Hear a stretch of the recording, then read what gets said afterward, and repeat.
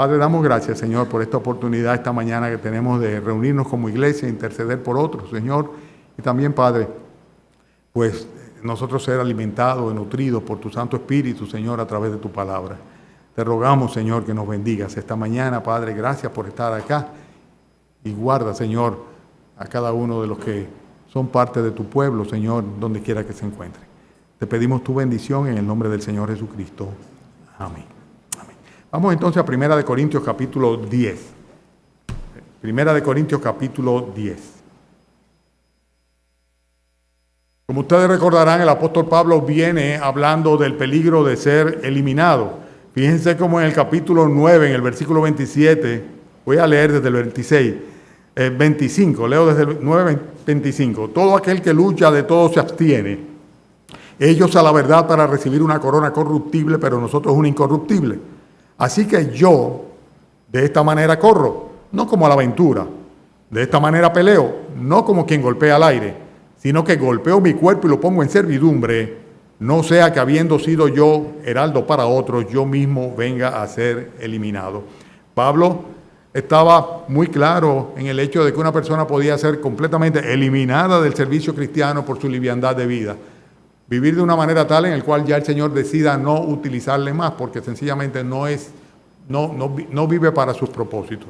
Aquí vemos entonces en el capítulo 10 cómo ese argumento el apóstol Pablo lo desarrolla advirtiéndole a los corintios que tenían que tener cuidado de su manera de vivir, que no podían de ninguna manera vivir vidas ambivalentes.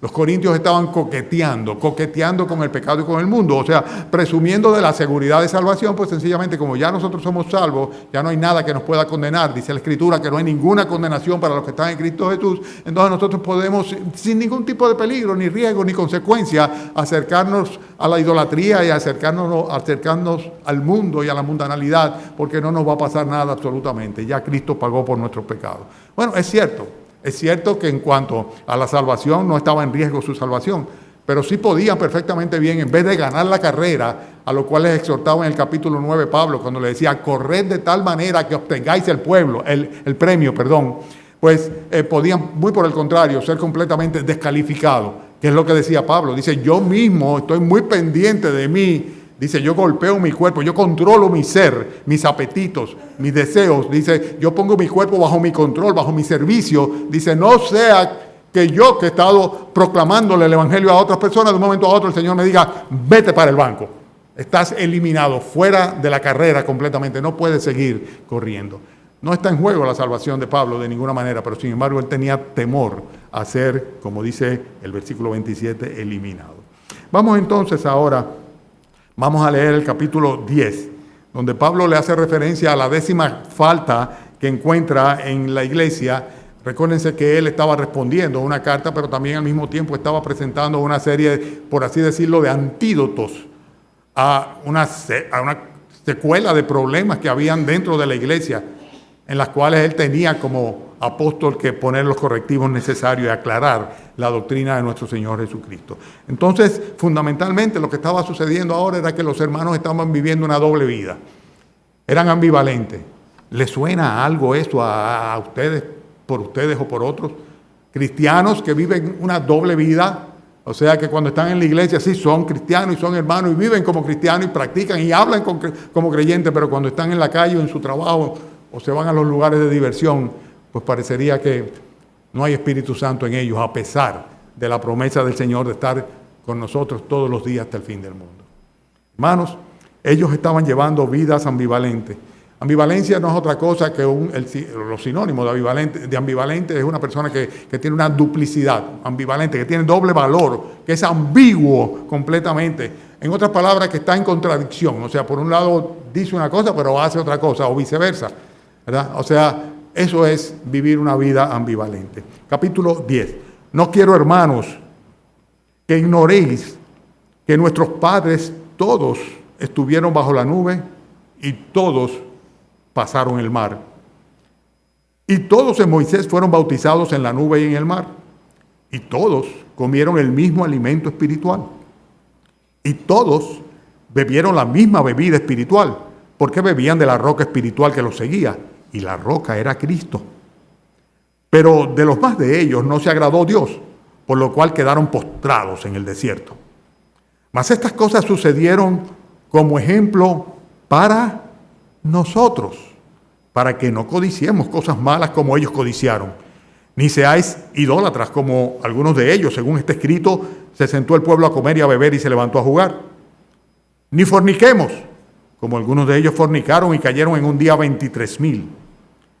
Ni tentemos al Señor, como también algunos de ellos le tentaron y perecieron por las serpientes. Ni murmuréis, como algunos de ellos murmuraron y perecieron por el destructor. Y estas cosas les acontecieron como ejemplo, y están escritas para amonestarnos a nosotros, a quienes han alcanzado los fines de los siglos. Así que, el que piensa estar firme, mire que no caiga. No os ha sobrevenido ninguna tentación que no sea humana, pero fiel es Dios, que no os dejará ser tentados más de lo que podéis resistir, sino que dará también, juntamente con la tentación, la salida para que podáis soportar. Por tanto, amados míos, huid de la idolatría. Como a sensatos os hablo, juzgad vosotros lo que digo.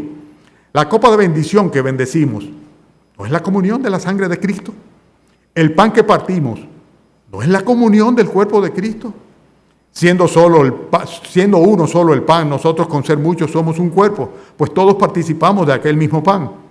Mirad Israel según la carne. Los que comen de los sacrificios, ¿no son partícipes del altar? ¿Qué digo pues?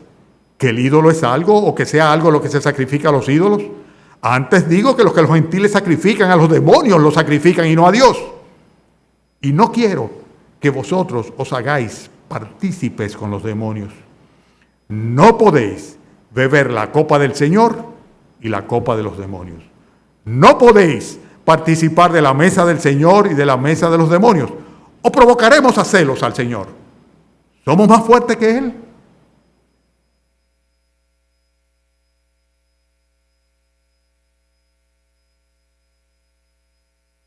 Todos los israelitas salieron de Israel y tuvieron los mismísimos privilegios, cada uno de ellos. Los primeros 5 versículos nos habla de esto, como a pesar de que el resultado fue distinto, pero sin embargo los privilegios que tuvieron fueron los mismos para todos.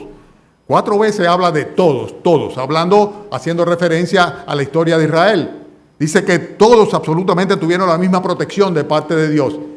Y ejemplifica esa protección, como dice acá, con la nube, con estar bajo la nube y estar bajo el fuego.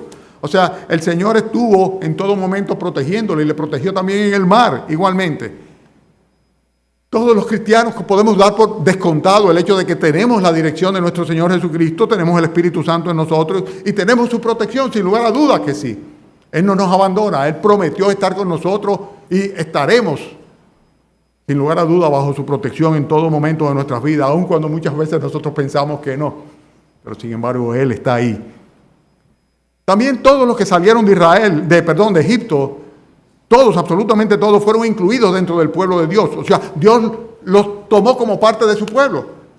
Acuérdense que inclusive hubieron algunos que no necesariamente eran israelitas, pero que sencillamente se fueron con el pueblo. Y Dios los acogió. Y aquí habla de cómo en Moisés, en el versículo 2, fueron bautizados todos en la nube y en el mar. O sea, a través del bautismo, ¿verdad?, de la nube y el bautismo del mar, de estar bajo la protección de la nube y haber pasado a través del Mar Rojo, pues el Señor en cierta manera los introduce y los hace parte de su pueblo porque le aplica a ellos la misma protección, el mismo cuidado, la misma atención.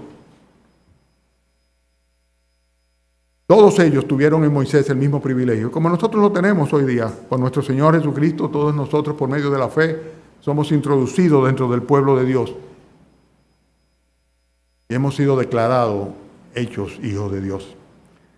Todos los que salieron de Egipto también tuvieron la misma provisión espiritual. Aquí habla de un alimento espiritual en el versículo 3 cuando dice, todos comieron el mismo alimento espiritual. Ustedes saben cuál es el alimento espiritual que ellos comieron.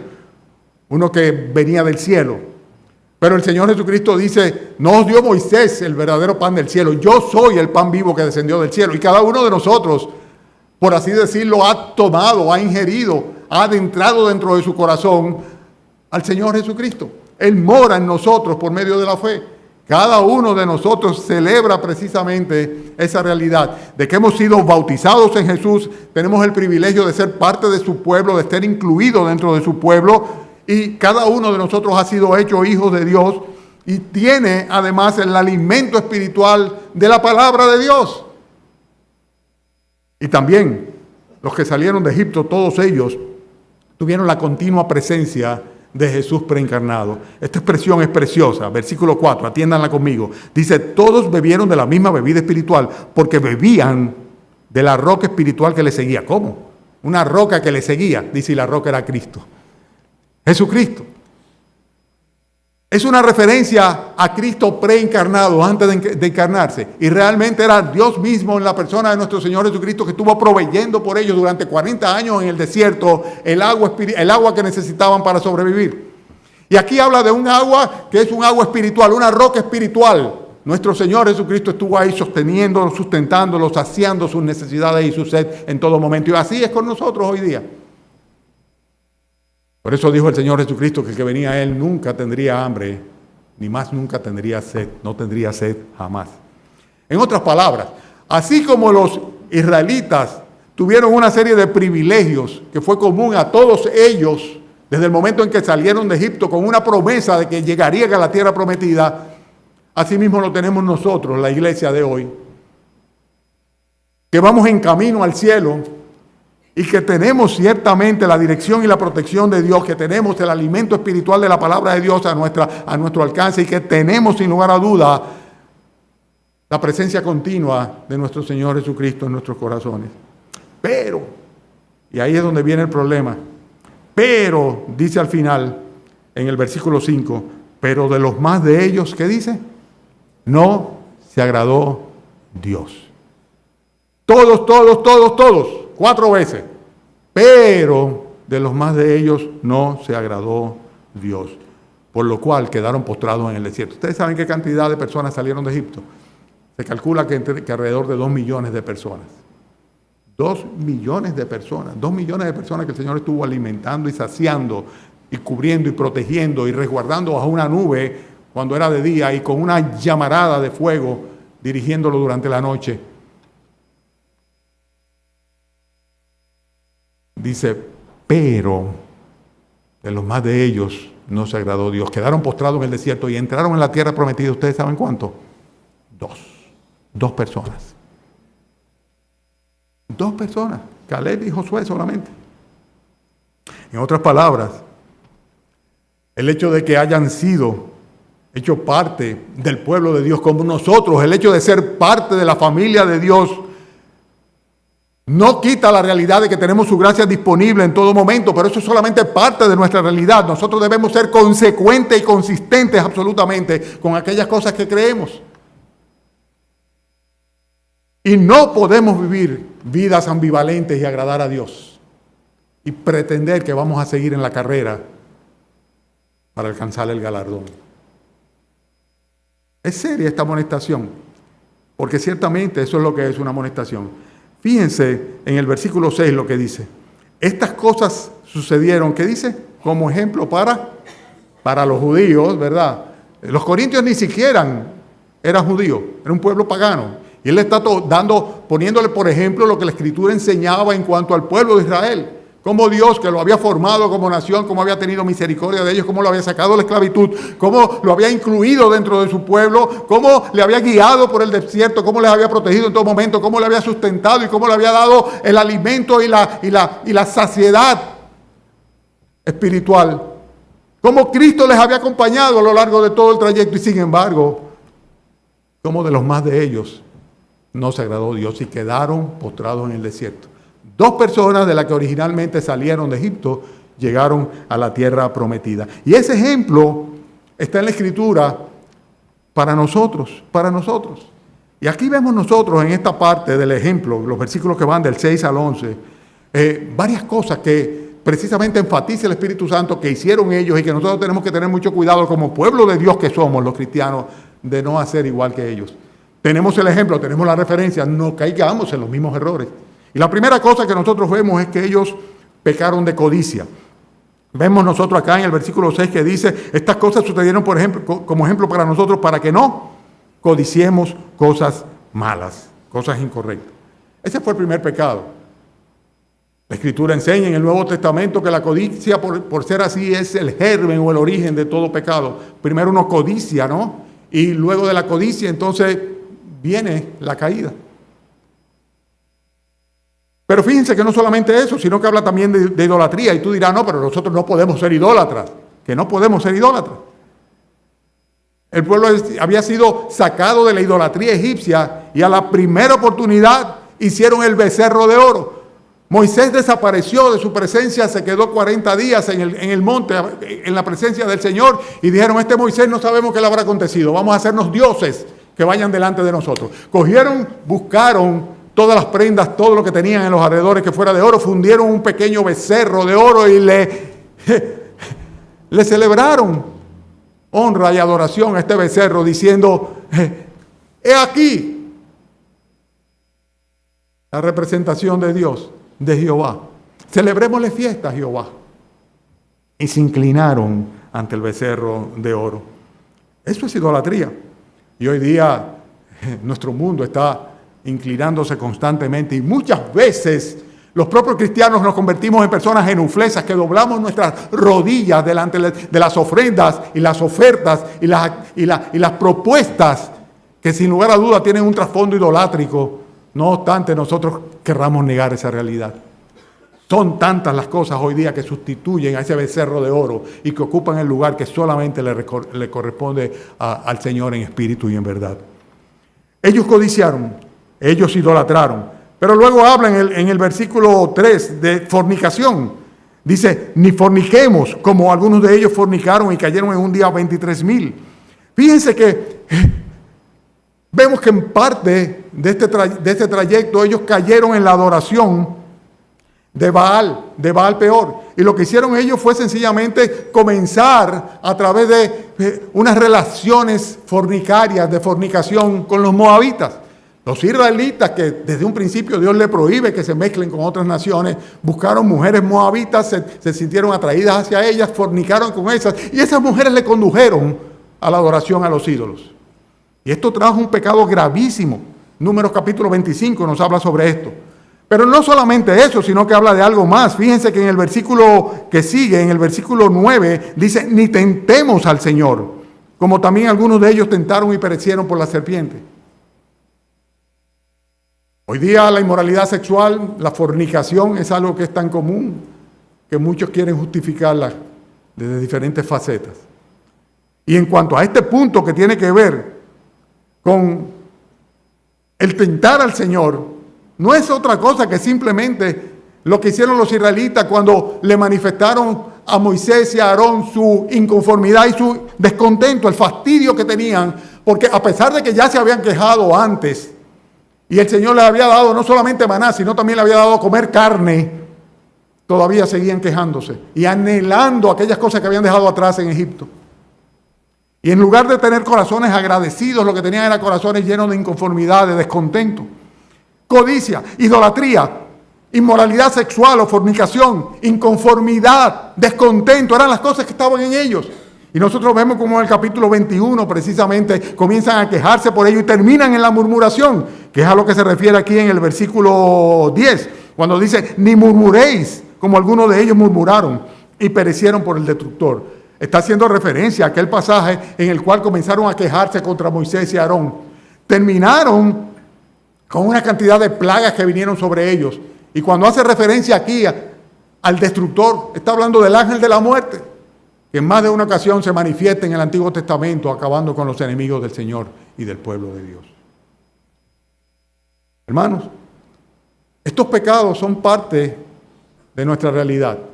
El hecho de ser cristiano no dice, no, yo nunca voy a codiciar nada porque ya yo soy cristiano. Cuidado, porque hay cosas que tú anhelas en tu corazón a un nivel tal que cuestiónate. Si presentándose delante de ti la oportunidad, tú no estarías dispuesto a sobrepasar cualquier prurito con tal de obtener aquello. O sea, obviar cualquier obstáculo, cualquier convicción con tal de obtener aquellos que tú anhelas. porque se convierten en cosas que son tan importantes para ti que tú llegas a codiciarlas. Cuidado, porque muchas veces decimos, no nos postramos delante de un musú, de un ídolo, de una estatua, pero sin embargo colocamos a tantas cosas en el lugar preponderante y principal en nuestras vidas. Y lo que hacemos es hacerle culto al demonio cuando eso lo hacemos. Cuidado, porque la inmoralidad sexual es algo que ya no solamente está expuesto delante de los niños, sino que además de ello se va convirtiendo prácticamente en una licencia para todas las edades, para todas las condiciones, para todas las personas y para todas las circunstancias. Se justifica siempre. Cuidado, mucho cuidado con ese espíritu de queja, de descontento. Y mucho cuidado cuando tú abres tu boca para murmurar. Y murmurar no es otra cosa que sencillamente hablar con un corazón resentido de otras personas. Eso fue precisamente lo que le sucedió al pueblo de Israel. En vez de estar agradecidos, cuando uno tiene un corazón agradecido y habla de otra persona, ¿qué hace? Hablar bien de esa persona, hablar las bondades de esa persona. Pero cuando por el contrario lo que tiene es un resentimiento, así que mejor calla la boca. Calla la boca. No podemos vivir ambivalentemente como ellos lo estaban haciendo. Ellos cayeron, miren los juicios. En el versículo 8 dice, cayeron en un día 23,000 personas. En el versículo 9 dice, perecieron por las serpientes. Ustedes recuerdan, comenzaron serpientes ardientes a morderle y fallecían. Y tuvo que terminar Moisés haciendo una serpiente de bronce por dirección, bajo la dirección del Señor, elevándola en un lugar, lo que vendría a ser un tipo de lo que sucedería luego en el Calvario cuando Cristo fue elevado, a fin de que todo aquel que, viéndole a Él, creyendo en Él, obedeciendo a Dios, dice, no fuera muerto, sino que permaneciera viviendo. Juan nos habla sobre esto. En el capítulo 3 dice que Cristo fue elevado, clavado en una cruz, precisamente para que todo aquel que en Él crea no se pierda, sino que tenga vida eterna. Y fíjense que finalmente habla del exterminio del ángel. Éxodo capítulo 12 nos habla mucho sobre este detalle. Ahora, vamos a observar la amonestación. Fíjense que en el versículo 7 dice, versículo 7, dice, ni sea idólatras. Versículo 8, ¿qué dice? Perdón, antes de eso, en el versículo 2, dice, de lo más de ellos no se agradó a Dios. ¿Ok? Entonces, en el versículo 6 dice, para que no codiciemos. Versículo 7, ni seáis idólatras, ni forniquemos, ni tentemos al Señor, ni murmuréis. Están los no y los ni ahí 5 veces en cuanto a la amonestación del Señor. Dios está amonestando al pueblo. En este caso, Pablo era el instrumento para llegar esa amonestación a los corintios. Y esta mañana yo espero que este mensaje sea lo que el Señor utilice para que llegue la amonestación a esta iglesia local. No, ni, porque sencillamente no tenemos ninguna garantía de que porque hayamos comenzado a correr la carrera cristiana vayamos a acabar bien esa carrera. En el trayecto pueden suceder muchas cosas. Y en el trayecto hacia el reino de los cielos, hacia el cielo, nosotros debemos correr de tal manera que obtengamos el premio, en línea recta, en línea correcta. Por eso, no podemos dar zigzags, no podemos resultar triunfadores o ganadores de la carrera si tenemos ambivalencias en nuestras vidas. Gran parte de la ineficacia de los cristianos de esta época en la predicación del Evangelio es precisamente que sus vidas no les avalan porque viven entre dos aguas. Viven entre dos aguas. Y dan un mensaje confuso a las personas. Dan un mensaje confuso. Ahora vamos a ver aquí, juntamente con la advertencia, el consuelo del Señor. Versículos 12 y versículo 13. La advertencia sigue, dice así que el que piense estar firme, mire que no caiga. Esa es la advertencia. Y fíjense que una advertencia individual. La santidad es una responsabilidad individual. Tú no eres responsable por la santidad de otra persona, tú eres responsable por la santidad tuya, por tú correr la carrera de la manera apropiada para no ser tú descalificado. Y el Señor dice acá, si tú quieres estar firme, si tú piensas estar firme, si tú piensas seguir hasta el final de la carrera y acabar tu carrera con gozo, mira bien, mira que no te vaya de bruces, que no caigas, mira que no caigas. Y da una serie de argumentos para esto. En primer lugar le dice, no os ha sobrevenido ninguna tentación que no sea humana. En otras palabras, las cosas que tú dices, no, lo que pasa es que es una tentación muy grande, yo con eso no puedo. Déjate de cosas. Déjate de cosas porque todo lo que te ha venido a ti es común a todos los seres humanos. No le quieras echar la culpa a Satanás porque no vale, mucho menos a Dios. La Escritura dice de una manera muy clara que Dios no puede ser tentado por el mal, ni Él tienta a nadie, sino que es todo lo contrario. Cuando alguno es tentado, dice, es tentado porque de su propia concupiscencia, dice la Biblia, su propia concupiscencia es tentado. Dice porque sencillamente es atraído y es seducido por su naturaleza conspicua. Tenemos una naturaleza y lo tenemos que reconocer. Y esto no acaba el día de nuestra conversión, sino que terminará cuando estemos en la presencia del Señor que nos lleva hacia el pecado. Y tenemos necesariamente que cuidar de nuestras almas. No podemos hacerle el juego al diablo absolutamente. Pero no podemos tampoco decir, no, lo que me pasa a mí es algo que, mira, si tú estuvieras en mi lugar, tú también hubieras cedido. El Señor dice aquí, el que quiere estar firme, mire que no caiga, porque ninguna tentación que os ha sobrevenido, dice, es algo que sea sobrenatural. Y esa es la advertencia. O sea, resistir la prueba es lo que nos va a dar la victoria sobre la tentación. Por lo general las pruebas vienen primero. Y cuando esa prueba no es soportada o resistida de una manera correcta, terminamos siendo tentados y cayendo en la tentación y pecando contra Dios.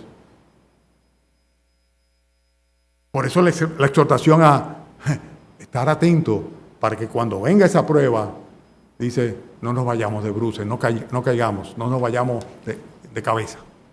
Eso es lo que está diciendo. Hay que resistir la prueba para poder entonces, de esta manera, ser cónsono con lo que le pedimos a Dios cuando le decimos, líbranos de tentación.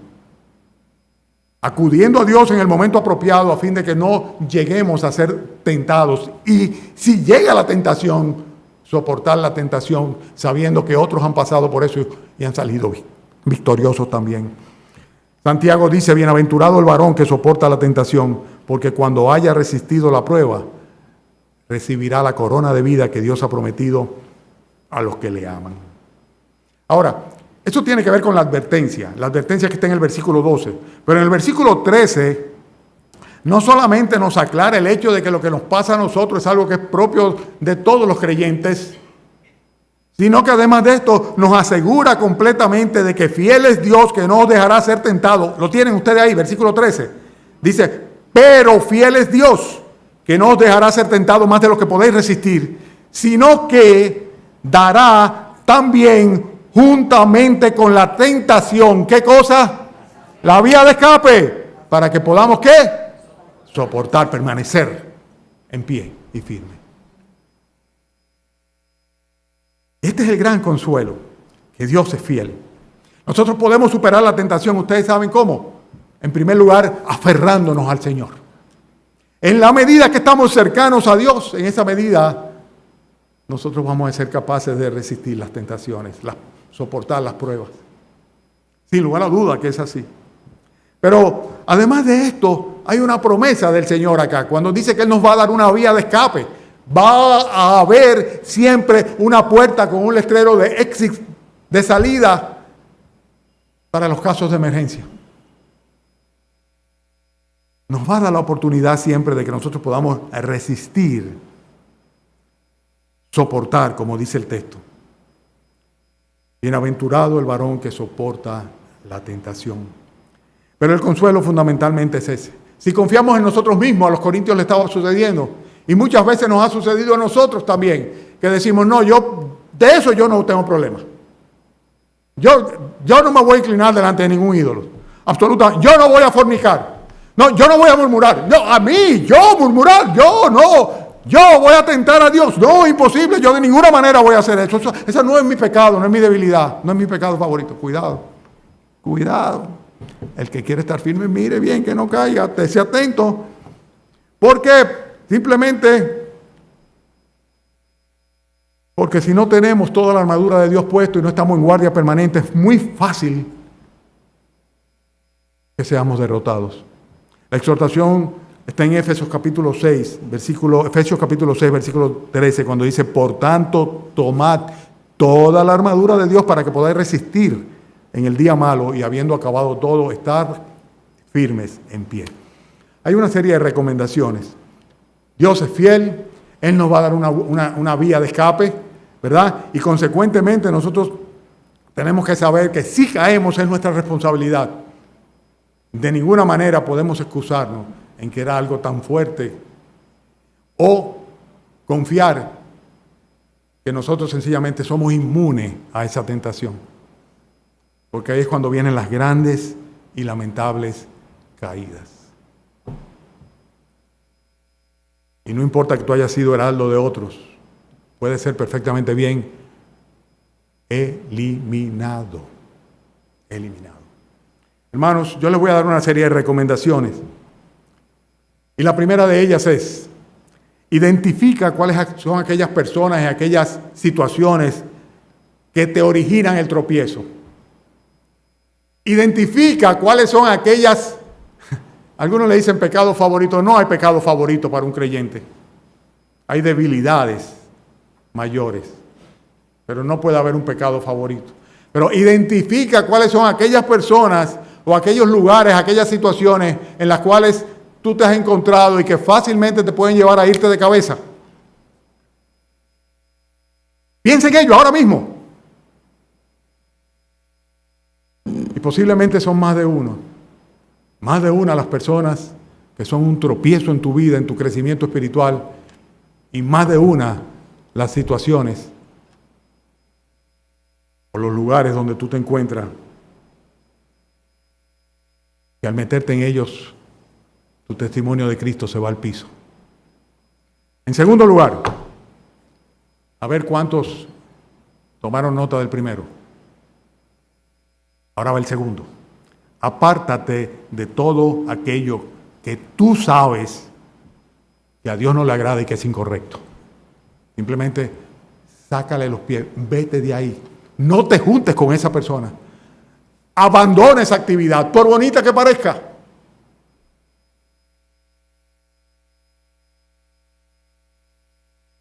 Por saludable que sea. Hay un hermano que dice: yo no voy a un gimnasio. Porque sencillamente para mí es una tentación terrible ver una mujer delante de mí agachándose en unas mallas y enseñándome su cuerpo. Y si voy allá voy a pecar. Voy a pecar de pensamiento y no me voy a arriesgar.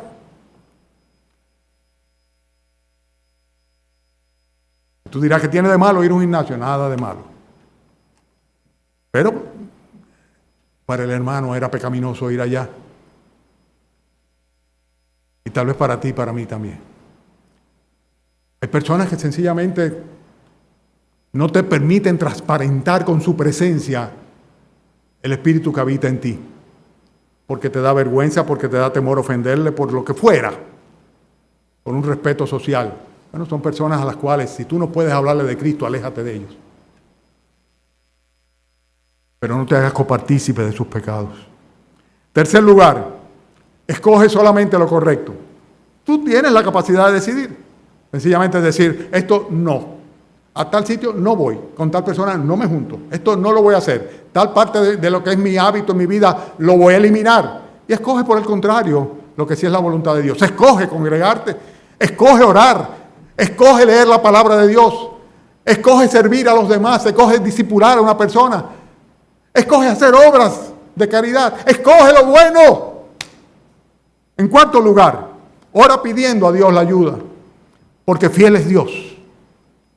Y Él siempre va a acudir a nuestro socorro.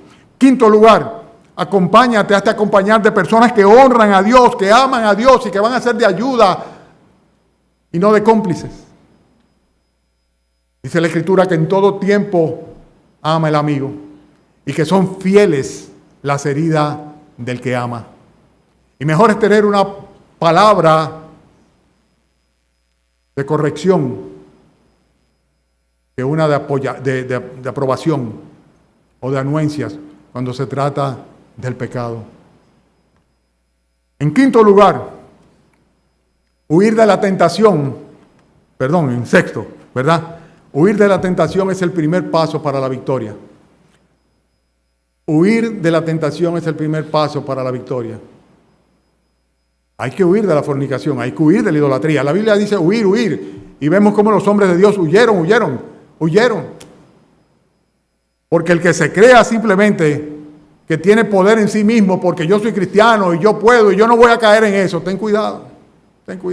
La autoconfianza es un adversario peligroso. Consecuentemente, y este es el séptimo punto, confía no en ti, sino en las promesas de Dios, en las promesas que Dios tiene para aquellos que son vencedores. La autoindulgencia, el tú ser consecuente, laxo, el tú ser, ¿qué más? No sé qué otra palabra buscar, contigo mismo, el tú permitirte ciertas licencias a ti mismo, solamente te va a conducir a tener una vida ambivalente.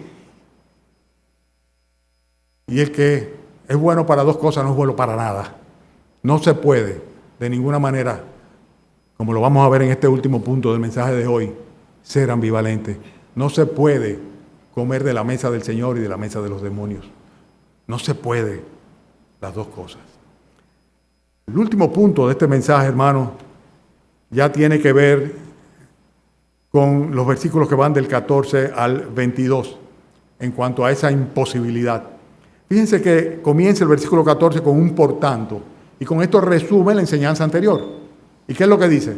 Por tanto, ¿qué? Sácale los pies a la idolatría, como a sensatos hablo, juzgad vosotros por lo que digo. Y comienza entonces a presentar acá una serie de argumentos que explican cómo la idolatría, en primer lugar, es algo completamente insensato para un creyente. Dice, huid de la idolatría como a sensatos. O sea, que aquella persona que cae en idolatría, pues sencillamente está en una insensatez total. Y no vamos a hacer referencia a los pasajes de Isaías que hablan de cómo un hombre que con el mismo madero con el cual cocina una comida, poniéndolo como fuego debajo del caldero, también hace un ídolo y se postra delante de él. No. Sabemos que los ídolos modernos son mucho más peligrosos y sutiles que eso. Y están tan cerca de nosotros. Pero vamos a hablar de la imposibilidad que hay absolutamente de poder hacer las dos cosas, honrar a Dios y honrar a los ídolos. Por ejemplo, aquí dice acá en el versículo 16 y en el versículo 17, no es la copa que bendecimos, no es la comunión de la sangre de Cristo, el pan que partimos no es la comunión del cuerpo de Cristo. Dice, siendo uno solo el pan, nosotros con ser muchos somos un cuerpo, pues todos participamos de aquel mismo pan. Y también hace la referencia a Israel en cuanto a los sacrificios y el participar de los sacrificios. En otras palabras, está diciendo acá, no podemos ser ambivalentes, no podemos estar al mismo tiempo honrando a los ídolos, honrando lo que los hombres del mundo honran, cuando nosotros tenemos una comunión con el Señor Jesucristo a través de su cuerpo y de su sangre. Y cuando nosotros nos juntamos como iglesia a celebrar la Santa Cena, ¿qué es lo que estamos practicando? Evidenciando que tenemos comunión en el cuerpo y la sangre de nuestro Señor Jesucristo. Por causa del sacrificio de nuestro Señor Jesucristo, nosotros somos un solo cuerpo. Y por causa del sacrificio de nuestro Señor Jesucristo, todos nosotros hemos sido redimidos, rescatados de nuestra vana manera de vivir, la cual heredamos de nuestros padres, por su sangre preciosa derramada en el Calvario. Consecuentemente, dice, es imposible. Ya tenemos comunión con Cristo. Consecuentemente, teniendo comunión con Jesucristo y practicando esa comunión y evidenciándola al ser parte de la iglesia que se reúne a celebrar la Santa Cena, ¿cómo es posible que nosotros podamos también hacernos copartícipes de un ritual de adoración idolátrica? Detrás de los rituales paganos hay, hermanos, es bueno que lo sepan bien, una adoración demoníaca. Versículo 20, fíjense lo que dice. Antes digo, los que los gentiles sacrifican, a los demonios sacrifican y no a Dios. ¿Ustedes se han puesto a pensar en lo que es eso?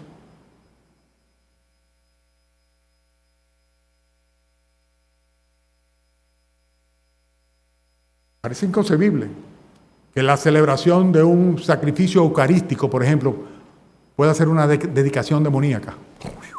Uy, pastor, ¿cómo usted dice eso? No lo digo yo. Los que no son cristianos, las ofrendas que hacen, no las hacen a Dios. La están haciendo a los demonios, porque hay un poder. Los ídolos son una amenaza, no en sí mismo. Versículo 19, lo dice acá. ¿Qué digo pues? ¿Que el ídolo es algo? ¿O que lo que se sacrifica a los ídolos sea algo? Dice, antes os digo, lo que los gentiles sacrifican, a los demonios los sacrifican y no a Dios. O sea, realmente, el problema está que detrás de estos rituales hay una adoración demoníaca. Los ídolos en sí no son problema. El problema está en los demonios que están detrás de los ídolos, que son el verdadero objeto de adoración, aunque muchas veces los que participan no lo saben, no se dan cuenta de ello. Y lo que dice acá es imposible absolutamente que nosotros podamos participar de la mesa del Señor y de la mesa de los demonios. Versículo 20. ¿Por qué? Porque no quiero que vosotros os hagáis partícipes con los demonios. No podemos ser ambivalentes. No podemos de ninguna manera participar de aquello que es dedicado a los demonios y al mismo tiempo ser parte del pueblo de Dios y celebrar y honrar a Dios. Hermanos, participar de la mesa del Señor significa tener comunión con el Señor, identificarnos con su muerte y con su resurrección.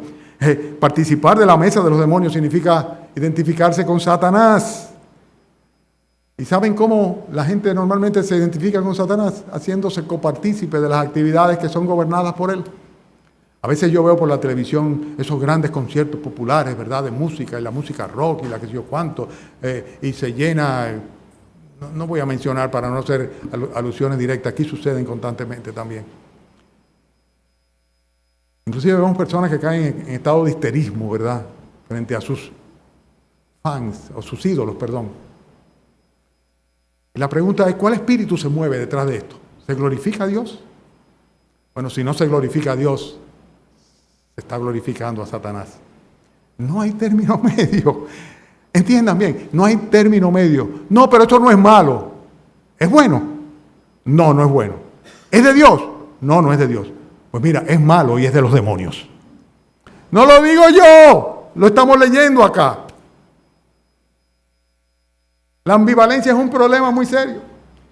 Y muchas veces los padres no asumimos la responsabilidad que tenemos delante de nuestros hijos de ser constantes y firmes en nuestras convicciones bíblicas. Y como consecuencia, ellos se crían en un ambiente de ambivalencia, en el cual todo es relativo, porque papi dijo o mami dijo, no porque la palabra de Dios dice, y Dios no cambia, es inmutable siempre.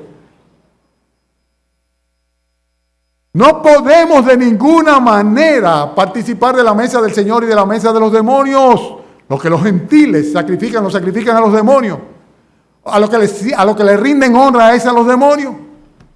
Consecuentemente, lo que estamos haciendo es confrontando a Dios cuando actuamos ambivalentemente.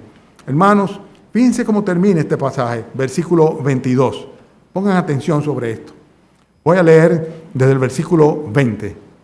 Antes digo, los que los gentiles sacrifican, a los demonios sacrifican y no a Dios. Y no quiero que vosotros os hagáis partícipes con los demonios. Atiéndame bien. No podéis, dice el versículo 21. No podéis. No está dando una opción. Es posible, traten. Dice, no se puede. No se puede beber de la copa del Señor y de la copa de los demonios. No podéis participar de la mesa del Señor, que es lo que hacen los cristianos, ¿verdad? Dice, y de la mesa de los demonios. ¿Y qué dice al final? ¿O provocaremos a celos al Señor? ¿Somos más fuertes que Él? Cuando somos ambivalentes, estamos confrontando a Dios. Dios es fuerte y celoso con lo suyo.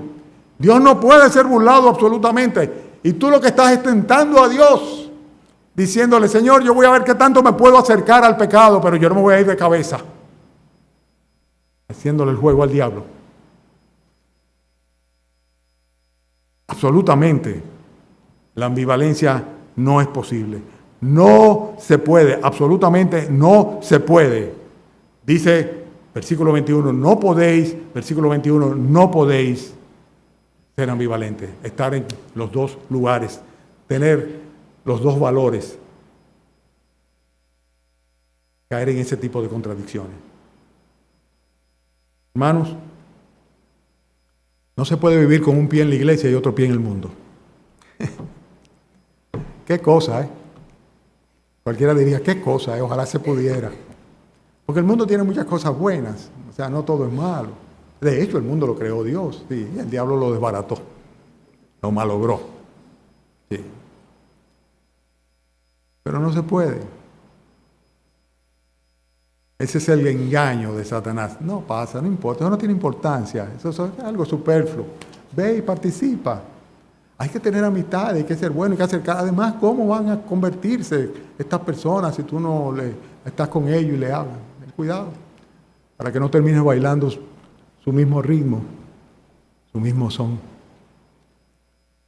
Sobre todo para que no estés tentando a Dios, peleando contra Dios. No podemos beber de la copa del Señor y de los demonios. No podemos luchar en contra del Señor, que es lo que dice el versículo 20. Dice, ¿o provocaremos a celos al Señor? ¿Lo vamos a cuquear? En buen dominicano. Vamos a ver si el Señor reacciona. Dice, ¿o tenemos la fortaleza para confrontarlo? Somos más fuertes que Él. No podemos ir en contra del Señor y correr la carrera en victoria. No podemos de ninguna manera salir victoriosos llevando vidas ambivalentes. No podemos vivir ambivalentemente y gozar del favor de Dios. Y óyeme, es tonto pelear con Dios. ¿O provocaremos a celos al Señor? Es que podemos ponernos los guantes con Él. Pablo le decía a los colosenses, capítulo 1, versículo 9, no cesamos de orar por vosotros y de pedir que seáis llenos del conocimiento de su voluntad en toda sabiduría e inteligencia espiritual, para que andéis como es digno del Señor, agradándole en todo, llevando fruto en toda buena obra y creciendo en el conocimiento de Dios. Esos eran los deseos del apóstol Pablo y su motivo de oración para los colosenses. Y también la mía para cada uno de ustedes, hermanos. Que el Señor nos ayude a ser fieles. Las tentaciones y las pruebas van a venir, pero no tenemos que irnos de cabeza. Fiel es Dios. Siempre va a haber una puerta de salida. Siempre va a haber un escape. Búscalo. Y evita las situaciones de caída. Porque muchos comienzan la carrera, pero no todas la terminan. No todos la terminan. Amén. Oremos. Señor, gracias, Padre, por este pasaje que es tan amonestativo, Señor, e instructivo para nosotros, Señor. Oh, Padre, ayúdame, Señor, a ser fiel a ti, Señor, y acudir a ti, escapar, Señor, de las tentaciones, a no avergonzarte, Señor, a no ser ambivalente, Señor. Ayúdame, Señor, a ser transparente delante de ti y de los hombres, Señor, y que esa transparencia, Señor, permita que puedan ver a Cristo, Señor. Te ruego, Padre bendito, que protejas a mis hermanos. Mira, Señor, este tiempo tan difícil, Padre, no solamente por las Navidades, Señor, el tiempo en que vivimos, la época en que vivimos, Señor, con el pecado a las puertas, Señor, con las tentaciones, Padre, golpeando los rostros de nuestros hijos, de nuestros nietos, Señor, de nosotros mismos, Señor.